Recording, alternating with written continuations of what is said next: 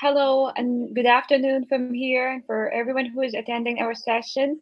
Uh, we are delighted to welcome Dr. Jatin, an associate professor of Tata Institute of Social Science. As a teacher educator, she teaches courses related to adolescent psychology, linear psychology, education, leadership, and management, school observation, and teacher education. She and her colleagues recently conducted a workshop in peace studies, education, and pedagogy multidisciplinary perspective in peace building today. Today, she will facilitate our learning session on educator social emotional learning practices, fostering positive learning culture. Let us extend our warm welcome to her. Thank you, Gahat. So, can you please put it in the slide mode, isn't it? Yeah, thank you so much. So, as most of us are aware of socio-emotional learning, it is not a new word, it's a very familiar word that's buzzing today, and it's the need of the hour. And today, through my presentation, I'm focusing on socio-emotional learning practices for educators. How and why do we need it, and how it is fostering positive learning cultures. Can you move to the next slide, please? Yeah. So we are all aware of the definition though, but I'll just try to, quickly run through the definition given by KESL, that is Collaborative for Academic, Social and Emotional Learning. They talk about the process as how adults or young people acquire and apply the knowledge, skills and attitudes to develop healthy identities, manage emotions, achieve personal and collective goals, feel and show empathy for others, establish and maintain supportive relationships, and make responsible and caring decisions. Why ACL? So, coming from India, I would like to put across some facts and figures from the Indian context. Next slide, please. So, what is the status of mental health impact of COVID-19 in children and young people in India? So, the State of World's Children 2021 UNICEF stated that COVID-19 has had a significant impact on children's mental health. Only 41% of young people between 15 to 24 ages of India said it's good to get support for mental health problems compared to the 83% for 21 countries. So you see, people are still not ready to accept that they have some mental health problems. So India was only one of the 21 countries where a minority of young people felt that people experiencing mental health issues should reach out to others. In every other country, a majority of young people, ranging from 56 to 95%, felt that reaching out was the best way. So this is where I personally, as an educator, as well as a positive psychologist, feel that socio-emotional learning practices are very important for educators, especially school leaders. So children's mental health even before COVID-19. So even before the COVID-19 crisis, children and young people carry the burden of mental health conditions without significant investment in addressing them. In India, children with mental health disorders are mostly undiagnosed and hesitant to seek help or treatment. According to the Indian Journal of Psychiatry in 2019, even before the pandemic, at least 50 million children in India are affected by mental health issues, and 80 to 90% have not sought support. So this is the status of mental health issues in our country. Next slide, please. So what can these mental health disorders actually, lead to or result in? It can harm children and young people's health, education, life outcomes, and earnings.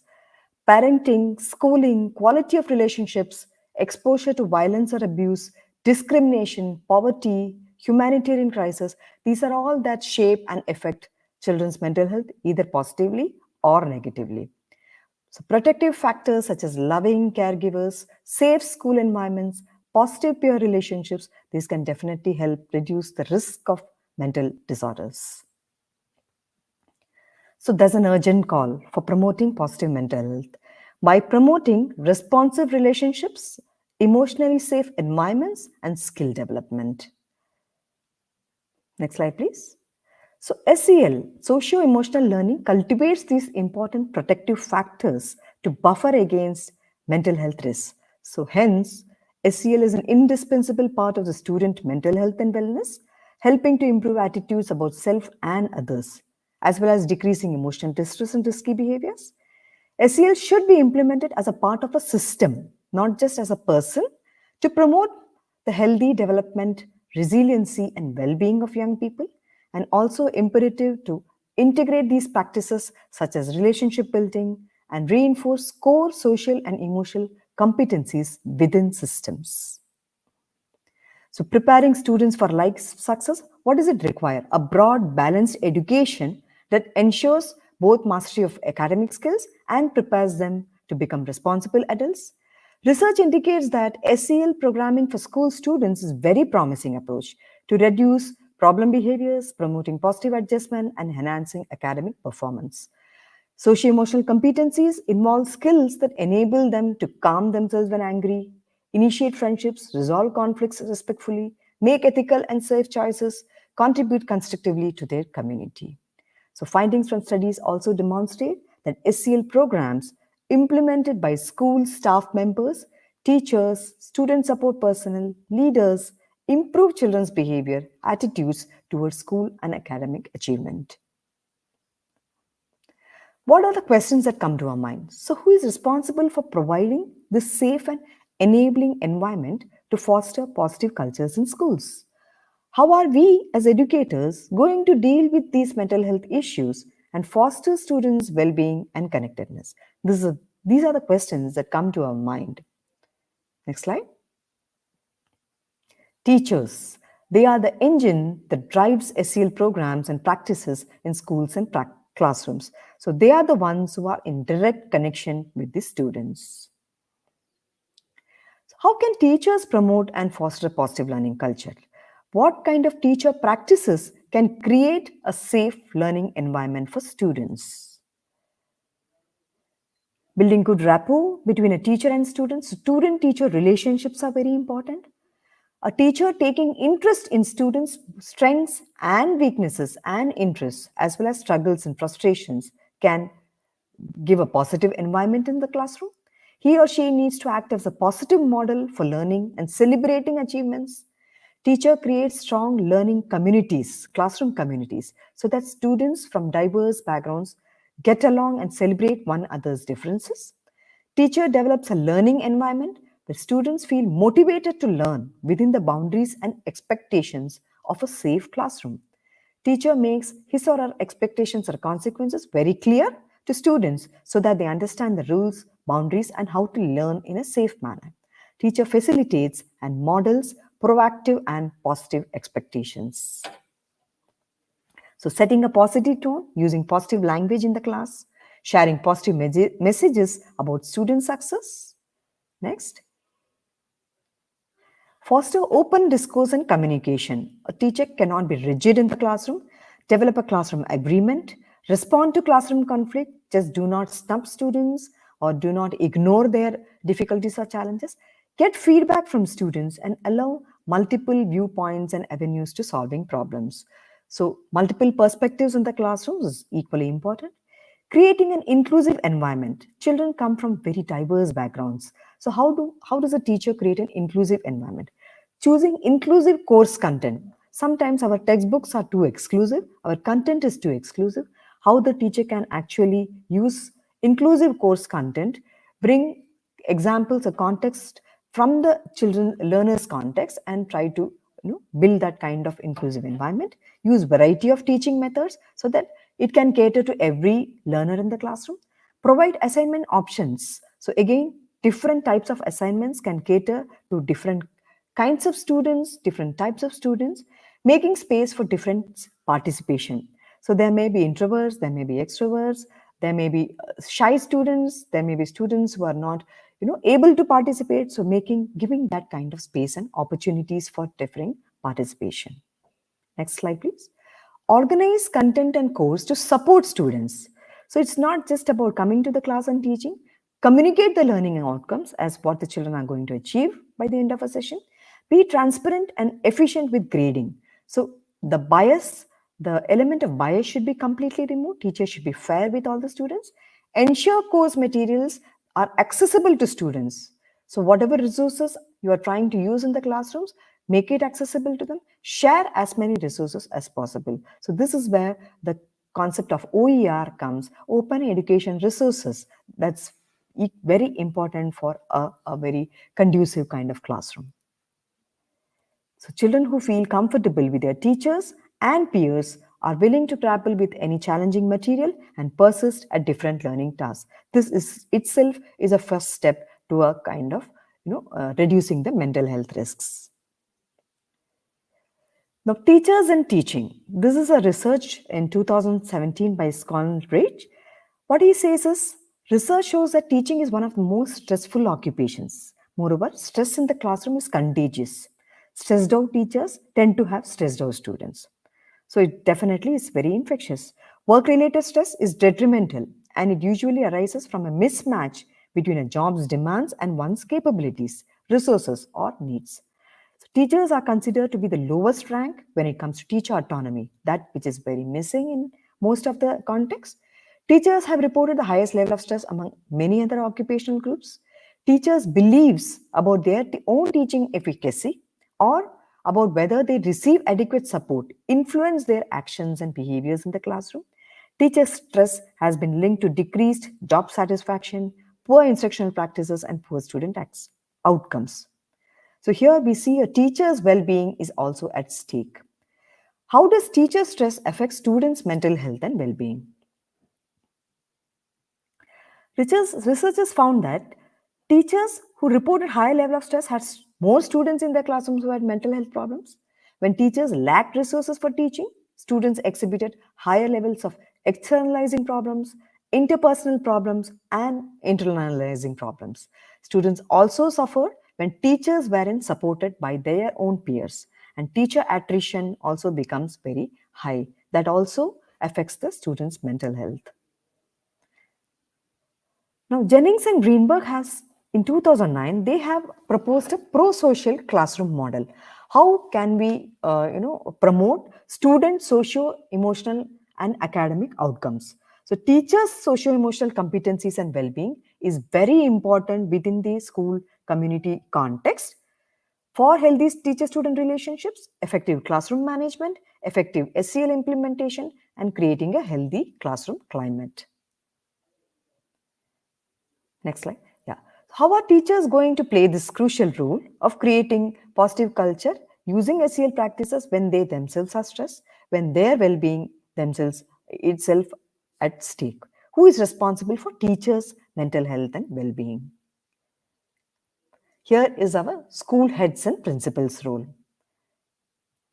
So principals, it's found that principals have a significant impact on every aspect of school, including teachers' well-being and retention and student achievement. A leader's ability to self-reflect, build meaningful relationships, and exhibit self-awareness is very important to create a school culture with a healthy climate.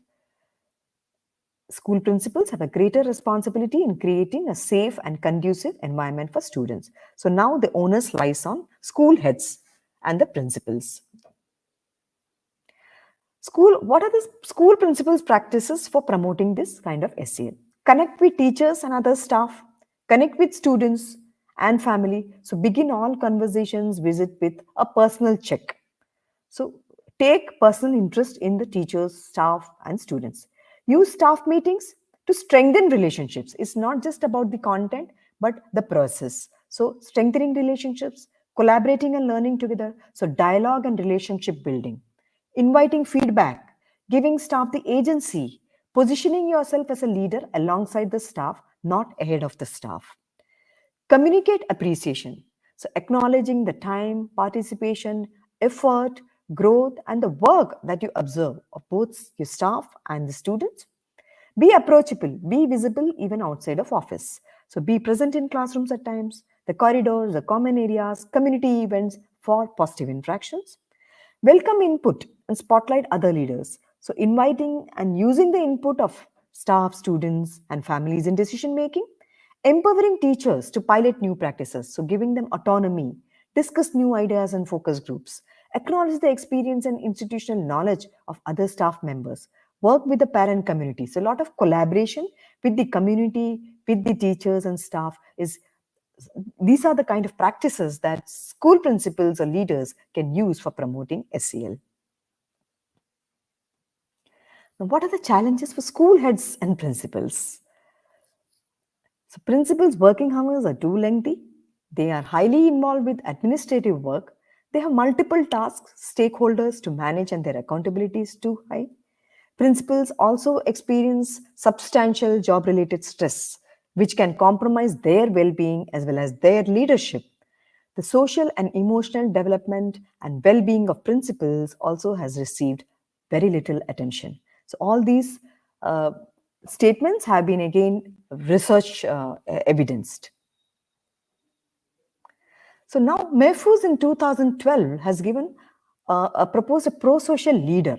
So if you look at it, how again a positive social, emotional and academic outcomes depends on principles, socio-emotional competencies and well-being through effective leadership, healthy relationships, effective family and community partnership and effective SEL implementation that can create a healthy school climate within the school community context.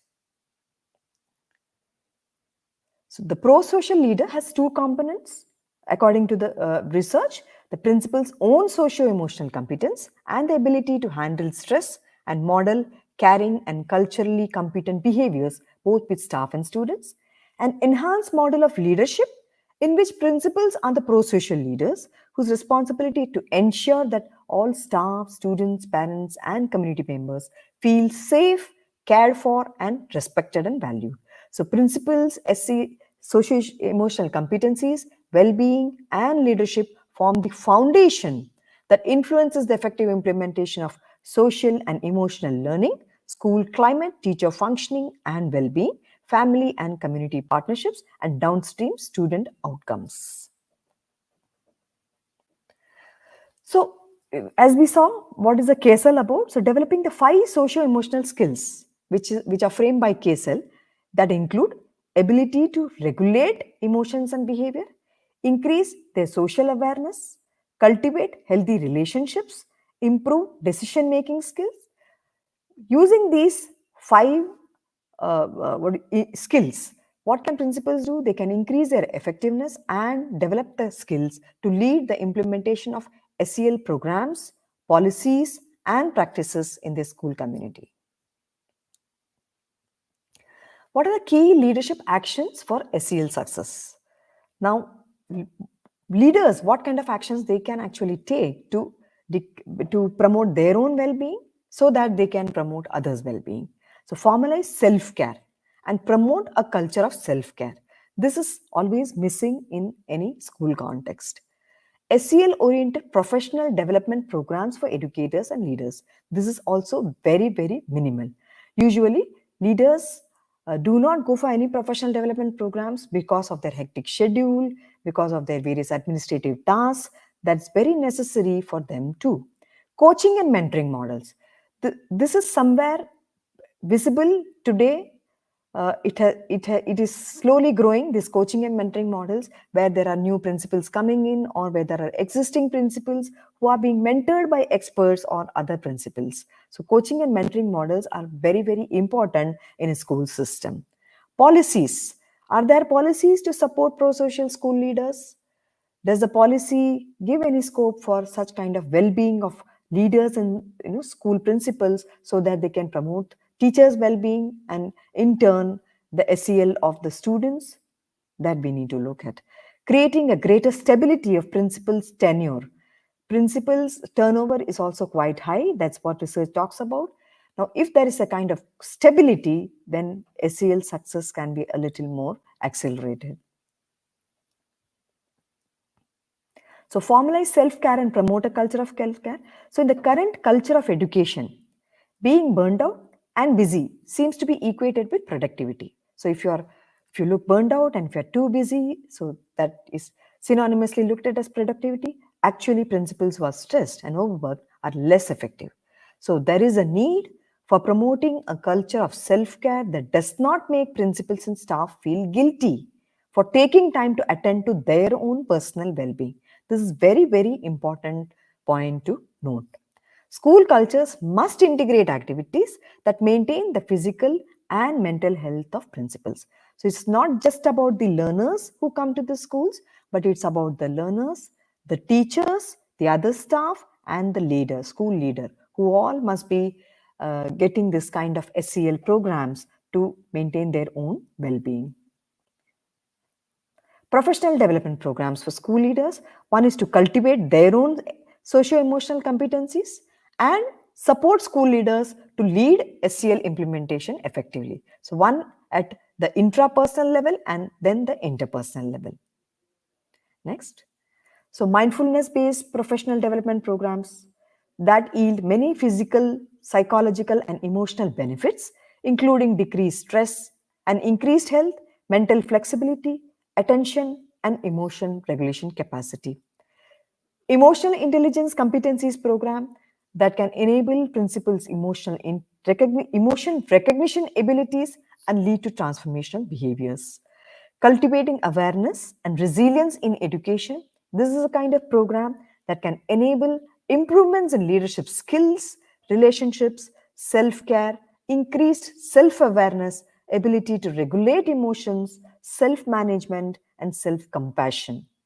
Systems level thinking approach, which enables leaders to develop compassion for self and others and build their emotional intelligence. So, level thinking approach looks at the overall whole school approach and not looking at individual compartmentalized personals. So it is the whole school approach where right from the learner to the leader, everyone is embedded within the whole system. So coaching and mentoring models, while short-term professional development programs may help principals learn how to cultivate their SEL, the social emotional well-being, the learning application process requires sustained support over time. So there is a need for creating local networks for school leaders, which could be useful way to connect principals with other school leaders who face similar tasks and issues. So peer-to-peer networks of support and learning. So good practices, challenging practices, learning experiences, all these can be actually shared by creating local networks. Schools should provide principals with ongoing professional development opportunities and establish mentoring programs to cultivate socio-emotional competencies. Policies to support pro-social school leaders. Now, all stakeholders, particularly at the policy-making level, should integrate socio-emotional learning into their strategic plans, budgets, and curricula to formalize SEL standards. If you have a look at it, actually, socio-emotional learning and competencies are looked at as a separate part of the curriculum, devoid of the curriculum, and there are separate teachers who do teach this particular aspect of socio-emotional learning. But what should be actually done is incorporate within the curriculum, within the subjects, where teachers are also trained to incorporate these practices within their teaching and transaction. So SEL should be embedded even within the school leadership policies, such as standards, accreditation, evaluation, or in-service programs, and initiatives to be taken to strengthen principal preparation and professional development programs, which is merely missing in most of the school contexts, educational contexts. Next, please. Creating greater stability of principals' tenure. So, turnover among principals is a great concern given their critical role in leading long term school improvement efforts. So, creating greater stability for principals through long term assignments would support the development of school environments that foster SEL for all school stakeholders. There is a need to support school leaders' well being and quality implementation of SEL programs in schools. So, decades of research have confirmed that social emotional competence can be taught and positively impact schools. To create a school culture with a growth mindset and a sense of possibility that prepares students with the skills they need for academic and future success, it is imperative that schools begin with the socio emotional competence of their teachers and staff. A positive school culture rooted in relationships models social, emotional, and cultural competence and offers long term improvements to students' skills, attitudes, social behavior, and academic performance. So it is time for leaders at the district level, state level, and the national levels to work together to create these enabling conditions needed for systemic school wide SEL in schools. For integration of SEL to occur, it will take collaboration from policymakers, educators, researchers, families, students, and community providers to ensure the effective implementation of SEL for every student. I've kept this presentation short so that we can have more of question answer, and these are the few references that I have referred to for presenting in front of you. Thank you so much.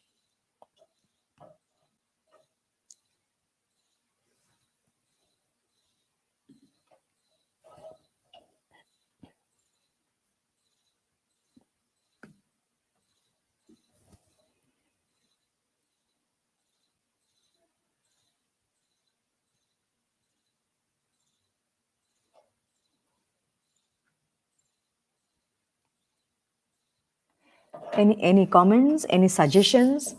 Please, it's welcome because I'm working in this area and I'm trying to learn more in this area basically.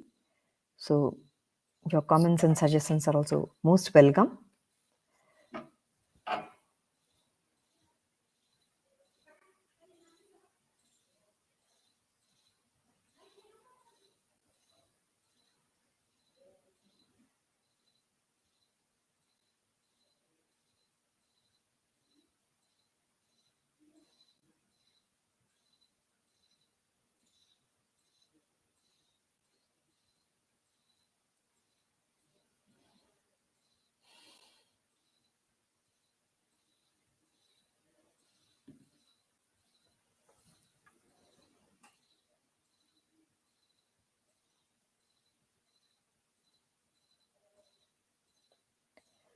Absolutely, Dr. Rafi.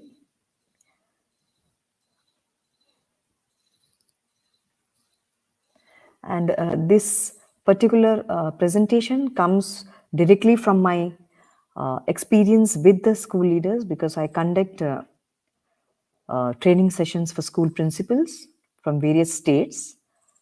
And I have come across these kind of issues and concerns when they talk about their uh, own context, and it's very disturbing to see that the well-being of principals itself has not received attention. So definitely it trickles down to the school context, and then of course the learners are the final.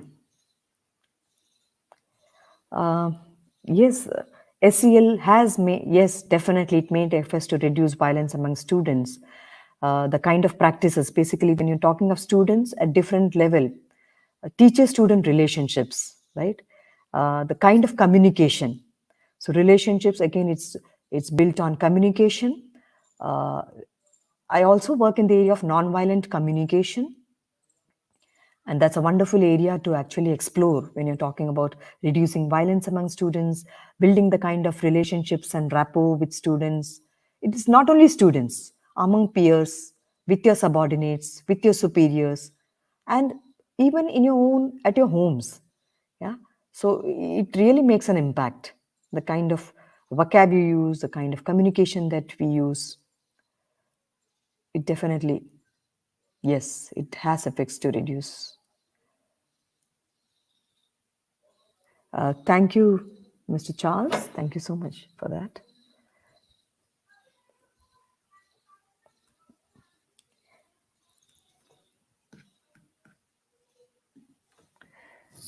I'd be happy if you have any suggestions for me, some inputs for me. I would definitely like to take back to my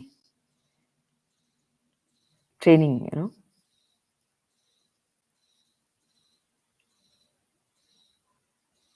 This is the area which I'm still exploring more with positive psychology, the concepts of positive psychology.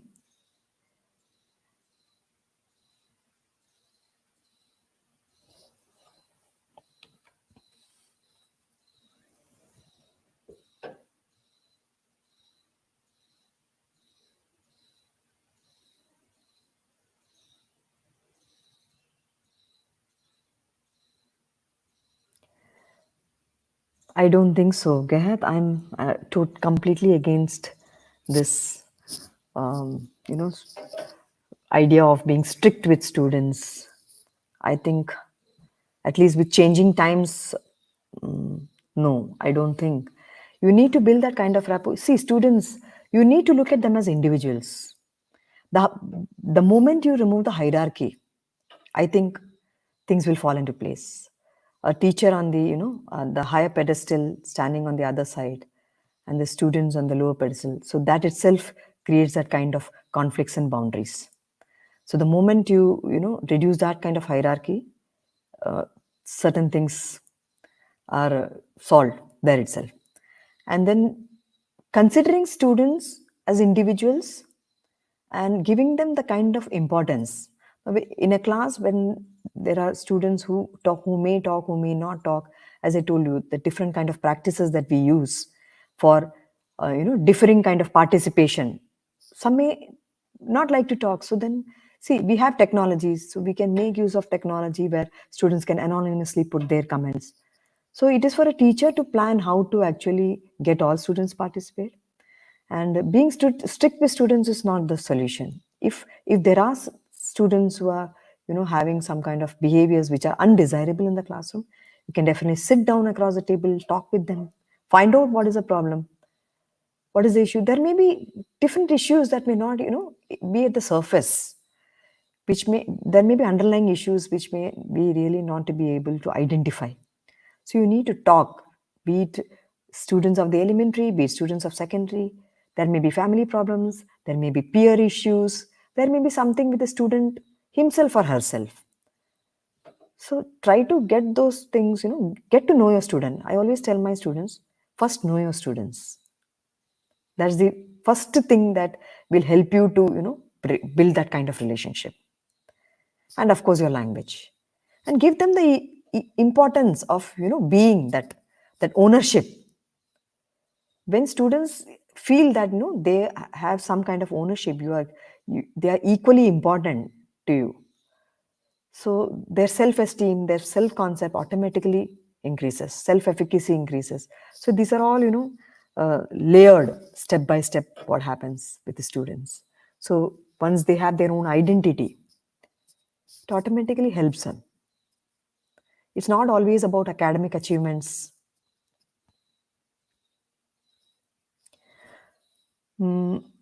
Yeah, today, yes, it is, as I told you, it is being looked at as a separate part of the curriculum, other than the curriculum. At least wherever I have visited schools, they have a separate SEL period or SEL training for teachers. But I personally, when I take trainings for educators or leaders, I try to infuse it with the kind of concepts that I deal with. Even if you're talking, when I talk of distributed leadership, there itself I bringing this SEL concepts of relationship building, of communication, the non-violent communication, and then make them conscious of the fact that, see, these are the socio-emotional competencies that one should have, oneself also should have, and it should be incorporated in the school also, along with the staff, with the teachers, and so on. Yes, in the globe also, SEL is quite being adapted. It's not that it's being, not being. But at the same time, parallelly, as we see, we have a lot of conflicts, a lot of issues. I just had a chat with you, Gaher, that you told me, right? Peace. When you're talking of peace, it's very, very important today. And peace cannot be just attained like that. It's a very far off vision, right? Peace is something very, sometimes it's illusionary, it's abstract.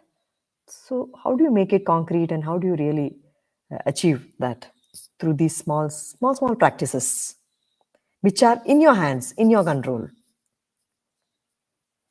So, I personally believe in this, and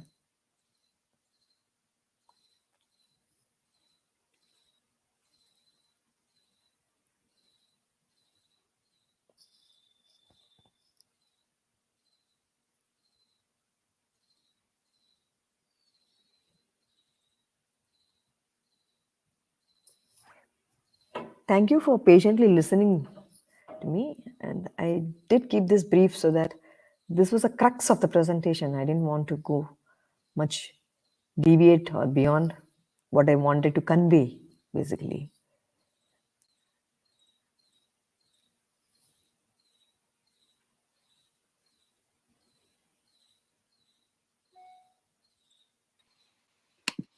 Well, thank you very much, Dr. Gamathi, for your presentation, your informative session. It was short, but yes, it was very informative and very interesting. And thanks for the attendees. We have enjoyed your session, Thank and you. I was feeling very interesting with showing the relationship between the SEL and the peace building, and also in reducing the violence among students. So we were glad for having you. Thank you very much. Thank you so much. Thank you, Geha. Thank you so much. So anytime, in the future, definitely look forward to interacting Yes, with of you. course, sure. Thank you very Yeah, much. yeah, Yes, thank you very much. yeah. And also thank you. I would like to thank all the attendees. The session was wonderful, actually, and I like it. I hope the other attendees also did. Yes, they did actually from their comments. Yes, I assume that they did.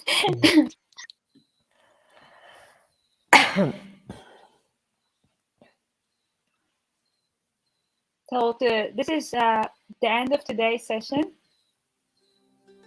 So thank you very much for listening. Thank you.